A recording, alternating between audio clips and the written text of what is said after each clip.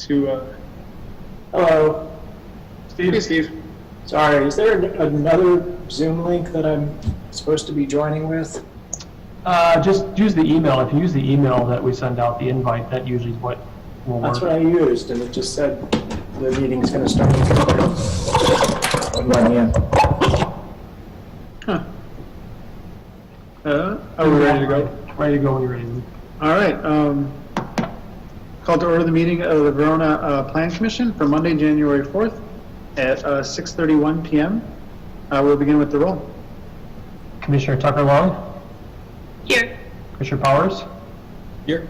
Commissioner Lytle? Here. Mayor Diaz? Here. Commissioner Hankert? Here. Alderperson Cole? Here. And Commissioner Hingle? Here. All right. Next we have item 3, which is public comment. Mr. Sayer, are there any registered speakers? No. All right. We'll move on to item 4, which is approval of the minutes from the December 7th, 2020 Planning Commission meeting. Questions, comments, or motions to approve? Commissioner Tucker Long. I move to approve the minutes. Motion by Commissioner Tucker Long. Is there a second? Seconded by Commissioner Powers. Last chance for corrections. Seeing no hands. All those in favor of approving the minutes from the December 7th, 2020 Planning Commission meeting, say aye. Aye. Aye. Opposed, no. And that motion passes. Next, we will move on to item 5, which is a public hearing regarding the conditional use permit for an event center located at 1105 Laser Street, Suite 101.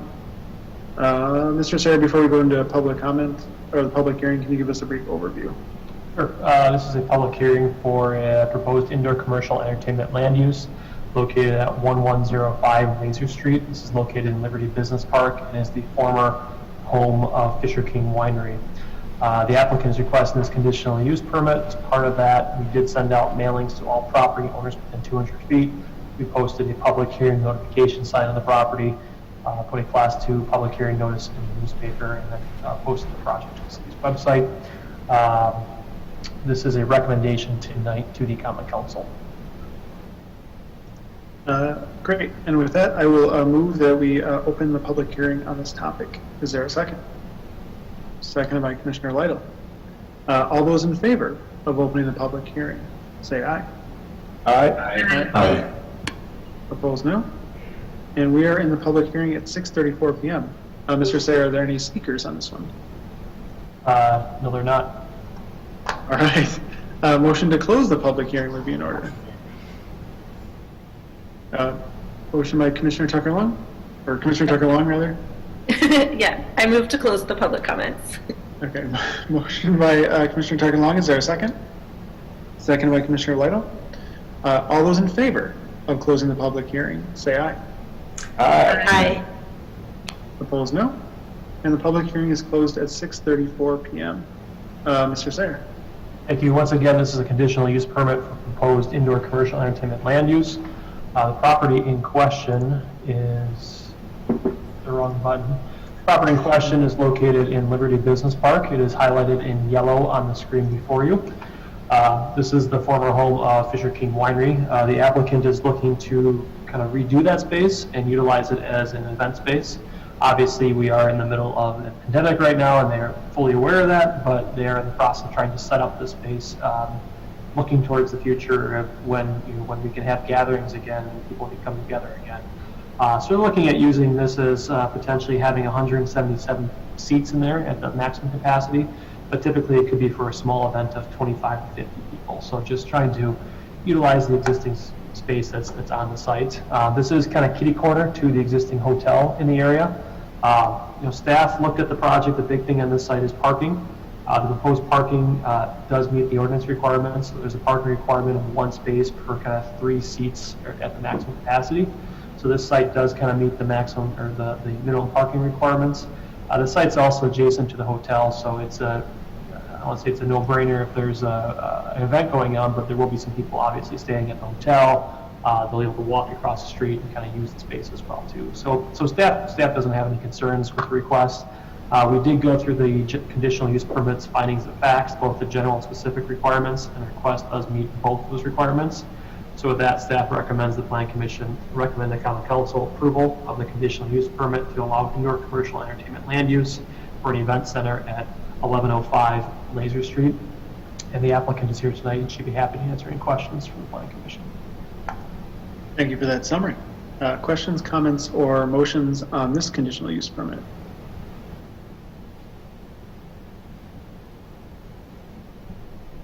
Commissioner Tucker-Long. I move that we recommend to the Common Council that they approve the conditional use permit to allow an indoor commercial entertainment land use event center at 1105 Laser Street.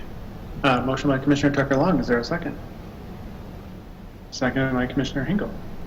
Motion before the body. Any questions or comments on the motion? Commissioner Layla. It's not so much a question on this approval, but would a conditional use permit be the same route we would go through if and when we have a revised zoning ordinance, et cetera? Or would this be built into some of the zoning use items? And not specifically to, indoor entertainment or a event center, but just like how will the procedure change if the revised stuff is adopted? Catherine, did you happen to look that up? I know I did not. Did you take a look at that one? You did? Can you take that one? Sure. So the event center specifically is not listed in the new ordinance, although we will be adding that. I sent an email to Jackie Wells to add that because I could not figure out something that's compatible for a land use. The conditional use permit thought process is still remaining the same. However, the attorneys did like the fact that the way we do our conditional use permit application process and the findings, it's pretty seamless. It's easy to argue in court if that ever had to happen. The advantage of doing it that way is legally it works out well. I don't recall how many actual land uses in the new ordinance that are going to be a conditional use permit. I know we swapped out a couple of the conditional use permits and some of the zoning districts and had changed it to be permitted uses just because it logically made sense and it didn't seem like a restaurant should always have to go through a conditional use permit in a neighborhood or certain areas. So that was changed in the new ordinance. Any other questions or comments? I have one quick question for city staff. What kind of indoor events are we looking at for this? Yeah, so in their write-up, they said potentially, company parties, luncheons, weddings, bridal showers, yoga classes, birthday parties, fundraisers, community gatherings, and more. It's a common theme that you heard before the pandemic was the city is lacking, gathering space, especially gathering space that you could have, say, 50 to 75 people. That was a struggle. I know that there weren't many places to go where you could, book out the whole place. So I know there's a niche, and there was a niche and a demand for that. I think it begs to be seen what happens after the pandemic of, if do people habits change or not. But generally, it's if you're looking for a party for grandma and grandpa or yourself, or your birthday, wherever it might be, you could rent the space and utilize it. Great, thanks. And cater in food and everything else is. Commissioner Layla. And then I just noticed the floor plan shows a portion of that building is already rented, and I'm drawing a blank on who the other tenant was or is expected to be in that building.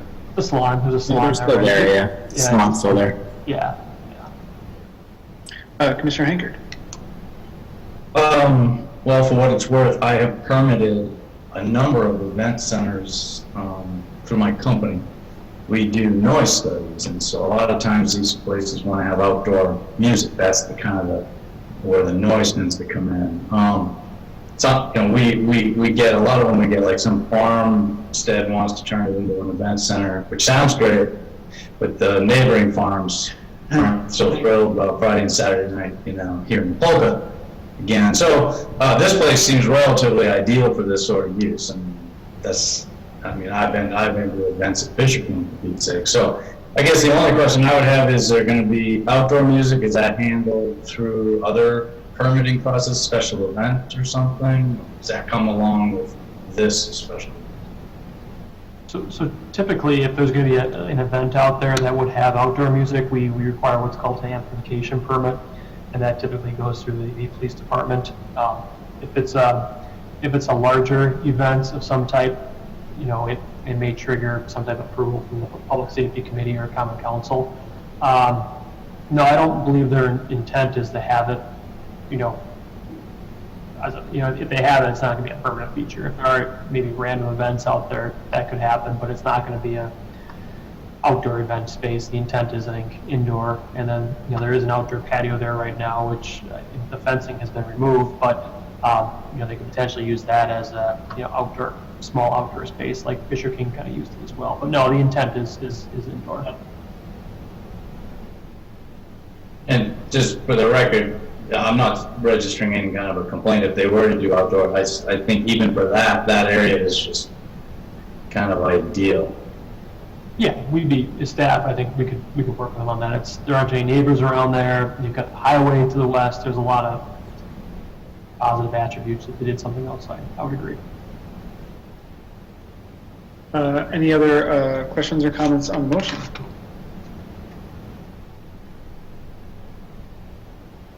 Seeing none. All those in favor to recommend to the Common Council to approve the conditional use permit for an event center located at 1105 Laser Street, Suite 101, say aye. Aye. Aye. Opposed, no? And that motion passes. We'll move on to item 6, which is a discussion and possible action regarding a certified survey map to create 2 lots located at 200 Keenan Court. Ms. Holt.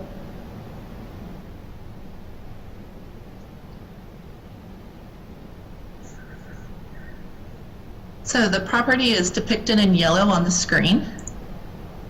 And let's see here. Just lost something on my screen. Okay. There we go. The property is depicted in yellow and is in suburban commercial. This lot was originally created in 2015.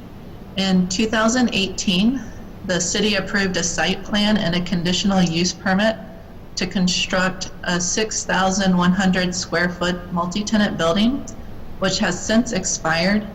On a side note, that commercial building will be reviewed at the next Plan Commission meeting in February. The applicant is requesting approval of a certified survey map to create 2 new lots at Keenan Court as seen on this slide. Lot 1 will be 0.62 acres and is currently vacant land with a parking lot. Lot 2 will be 1.18 acres and contains an existing daycare with the parking lot.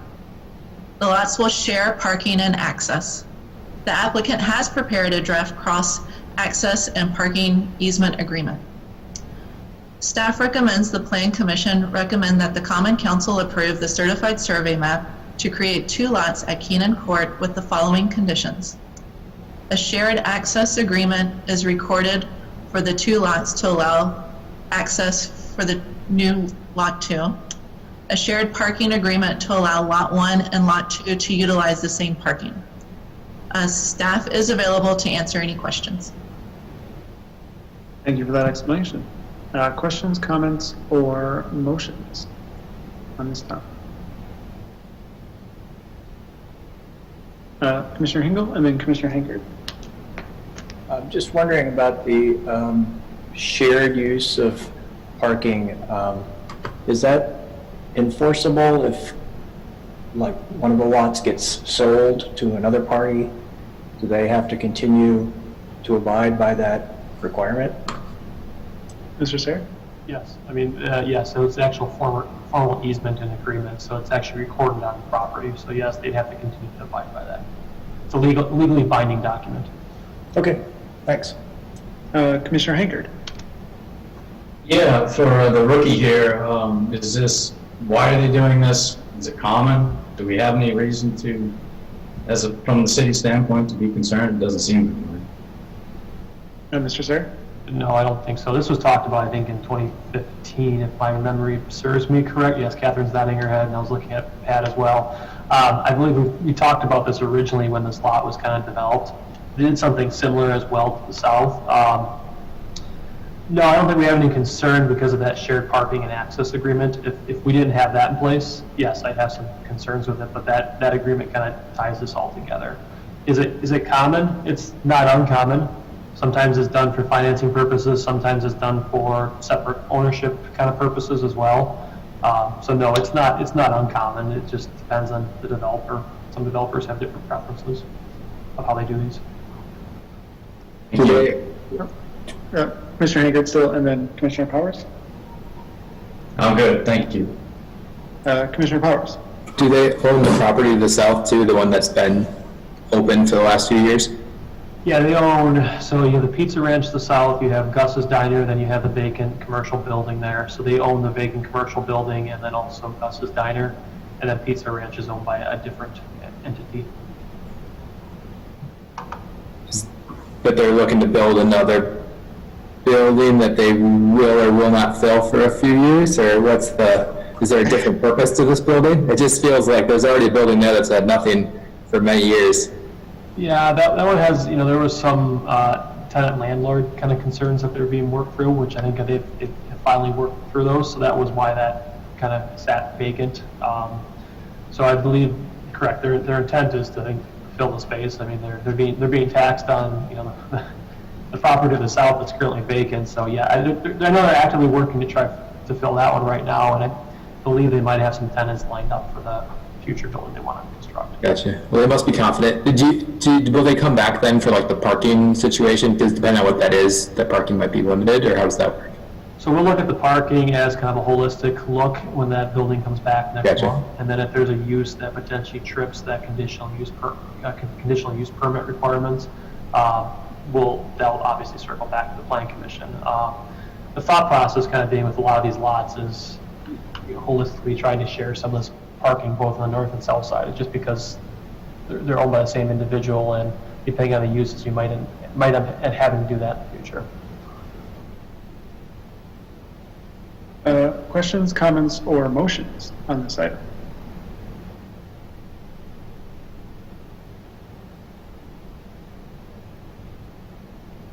All right, I'll take Commissioner Lytle? I almost got out of that. Thank you, Mr. Mayor. I will make a motion to recommend that the Common Council approve the certified survey map to create two lots at 200 Keenan Court with the two conditions in the staff report, a shared access easement agreement as well as a shared parking agreement. Motion by Commissioner Lytle, is there a second? Seconded by Commissioner Tucker Long. Motion before the body. Any questions or comments on the motion?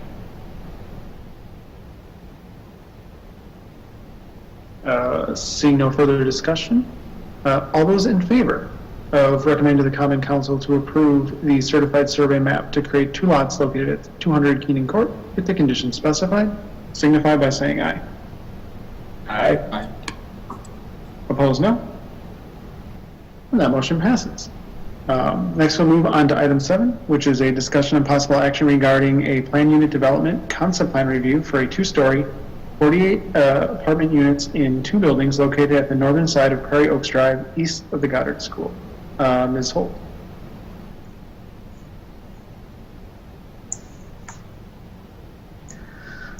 So the property is outlined in yellow in the slide and located east of the Goddard School. It is zoned suburban office and is currently vacant. In 1997, the Prairie Oaks neighborhood was approved as a planned unit development.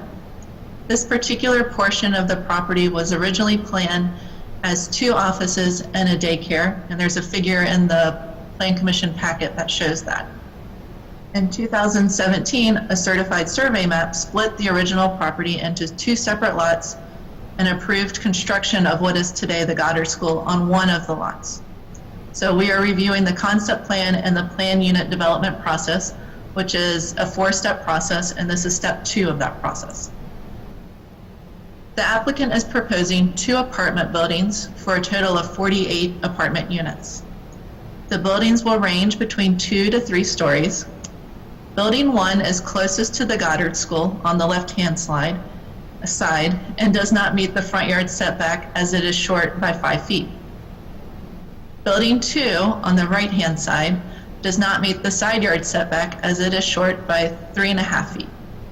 However, staff has no concerns with the reduction in the setbacks, as the eastern side yard setback neighbors a building that is farther away from the property line.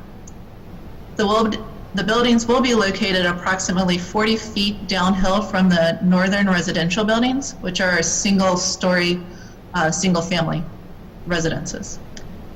Access to the site will be from one access point on Prairie Oaks Drive.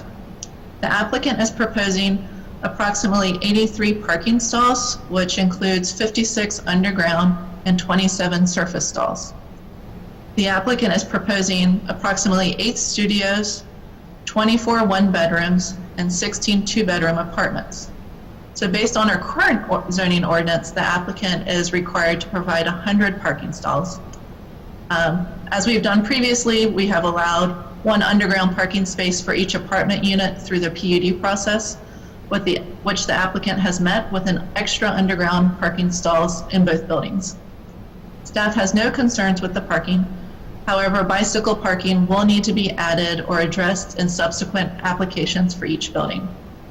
Although the apartment unit mix is heavy for studio and 1-bedrooms, the applicant is proposing a pickleball court, fire pit, grill, and a children's play area, which is located in the northwest portion of the site. The applicant has provided conceptual building renderings. So the slide shows a rendering for building 1, which is the Goddard School. The additional height of the building is located in the rear of the site, closer to the hill and the back part of the property. This building is a modern design with horizontal and vertical siding with 2 different colors, while anchoring the building with brick on the end caps. Building materials include masonry, metal, and composite materials. Undulations are used to make the building appear smaller. Building 2 rendering is proposed as 2-story. This building is closest to the existing 2-story residential buildings. The city has a residential phasing policy that went into effect in October of 2012, which limits the approvals of multifamily developments to a target range between 25 and 50 new multifamily units each year. We have previously discussed this over a couple meetings now with multifamily units. The policy has 3 types of exemptions, which are age-restricted housing, downtown development, and a mixed-use development. This property would not be exempt from the policy.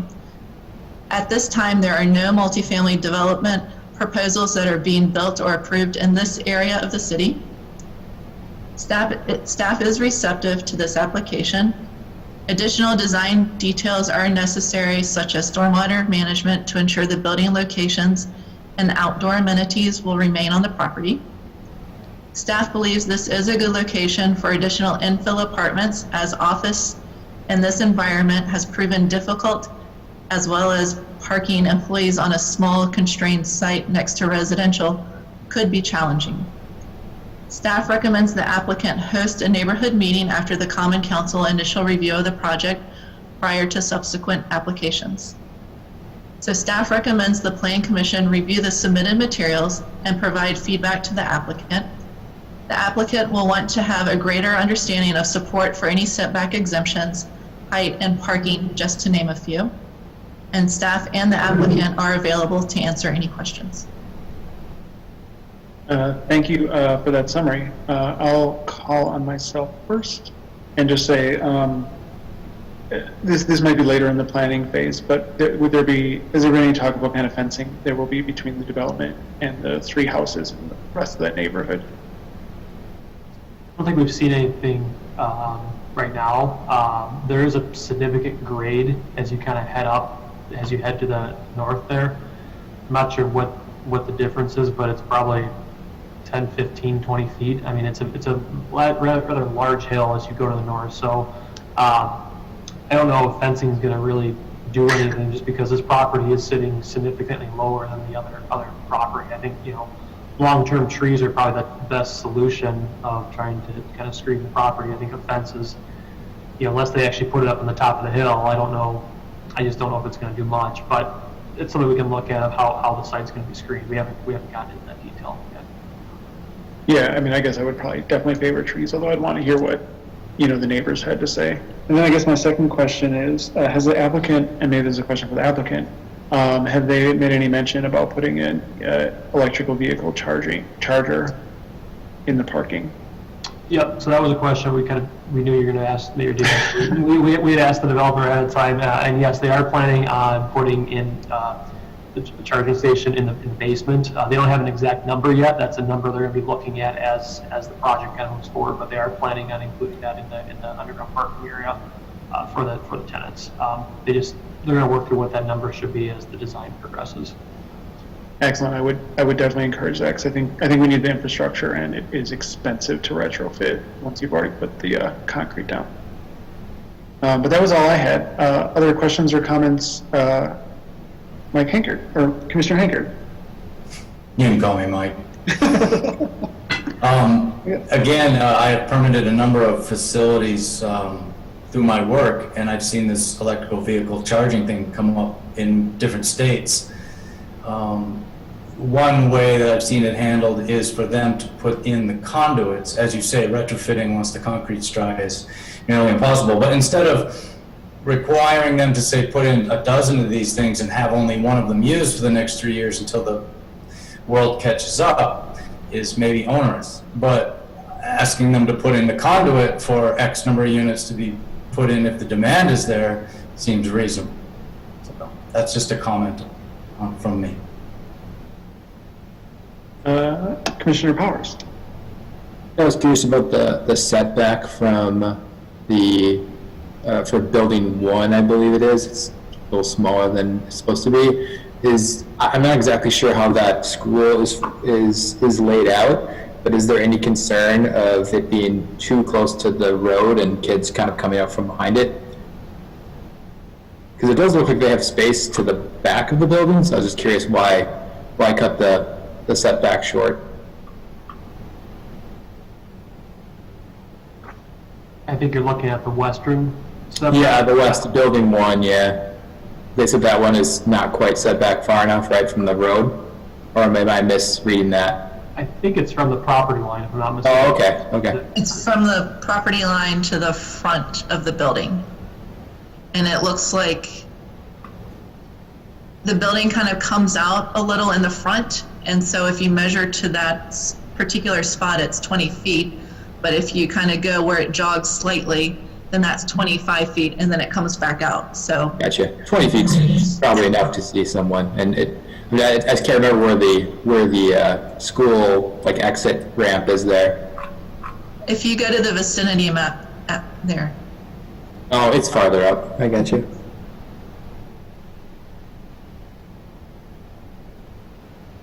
Is that school's playground fenced off? It's a private playground, right? Yeah. Commissioner Tucker-Long. So, in the report, you mentioned that there are no other apartment buildings in this area, but don't we have one right on Cross Country there, just in that, where they wanted to put apartments above the retail? Ms. Holt? So in the staff report, it was that there are no approved apartment buildings. So right now we have several that are in the speculative phase, is what I would call it, which is similar to this one, a concept plan to get buy-in, and then it's on the developer to come back through the process and move it forward. The next phase would be the general development plan, which would get, if it got approved, it would mean they have their approvals for 5 years, and then they would come back in for the precise implementation plan, which is the final approval, and that's good for a year. So in theory, the concept plan, it could come in and then they could never return, or they could come back shortly in the next year, however that works out for them in their best interest. But right now, we don't have anything that's been approved in this area or is under construction outside of 841 North Main Street, which is senior living. Okay, gotcha. And then, do we know, is this going to be all market rate housing, or is, it looks like they might be targeting some families with the amenities that they're putting in, or, something, but I'm just wondering, do we have any idea on what kind of income levels they're targeting here? Ms. Holt or Mr. Sayer? My understanding is it's going to be market rate housing. They're looking at studios, 1 bedrooms and 2 bedrooms, the vast majority of units being 1 bedrooms. So typically that's, you're looking at mostly single or, couples of some type. And then the 2 bedrooms, obviously, those could be potentially a family, but you're talking very small families, if any. So no, I think the target here is going to be market rate, and then I'd say mostly non-families. Is this the impression, just based on the unit mix? Commissioner Powers? If you're looking for feedback, I do think it looks nice, and it looks consistent with other development projects we've seen for the city over the last few months. Kind of a similar look and feel to it, and also it seems to be a good use of that space based on what staff said regarding that there wouldn't be a lot of parking for much else going on right there. Commissioner Lytle? Yeah, I think in general, this is a great start. I appreciate that staff recommended, and I would echo, a little additional outreach to the neighbors, especially the single-family homes to the north. They're not right in the midst of Sienna Ridge, but that was a bit of a conflict when they were caught by surprise to some extent for that apartment development. I think the screening and the large setback that they're trying to have to the north with some mature trees that are already there should minimize that. It looks like the developers tried to reduce the amount of the building that might peek over that or might be seen from the backyards of these neighbors that, at least Google Maps looks like a number of them have put like fire pits and patios in their backyards near the trees to enjoy that space. So just continue to encourage that proactively rather than being caught by surprise as some of us were with Sienna Ridge. But yeah, I appreciate what's gone into trying to minimize that impact and working with the slope that's already there to the north. Other feedback from the Planning Commission?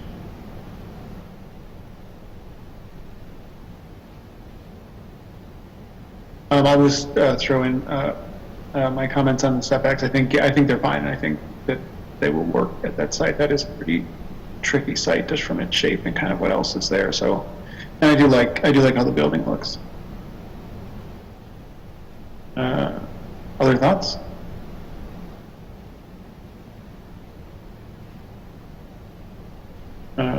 Staff, did we appropriately answer all the questions or give good feedback? Okay, I'm seeing nodding heads. So unless anyone else has anything to say, we will move on to item 8, which is reports and comments from the Planning Department. And we have 8A, update on development projects. Mr. Sayer. I think just, we've updated the city's website. We keep all our development projects on there. But staff would be happy to answer any questions about any active or proposed projects. If anyone wants any type of update on that, we can do that now. Otherwise, a lot of the information is on the website. Any questions from Mr. Sayer or Ms. Holt? Commissioner Tucker Long. On Verona Ave, there was the old house that was going to be torn down and turned into like an Amish furniture store and an apartment or something. It looks like that's not happening anymore, and then I forget exactly where that project landed. So the Amish one, that went away, and then we approved, I want to say a couple months ago, a office medical clinic use on the Yes. property. And I know they're currently working with Ms. Fisher on kind of the engineering details, kind of that's the Gotcha. last step before they go out and pull permits. So I know they're looking at trying to get that building demoed here in the near future. Okay. So it's in the works. Any other questions on development projects? Seeing no hands, we'll move on to item 9, which is adjournment. A motion to adjourn would be in order. Commissioner Hingle, Move to adjourn. motion by Commissioner Hingle, is there a second? Second by Commissioner Powers. All those in favor of adjournment, say aye. Aye. Opposed, no. And we are adjourned at 7:07 PM. Thank you.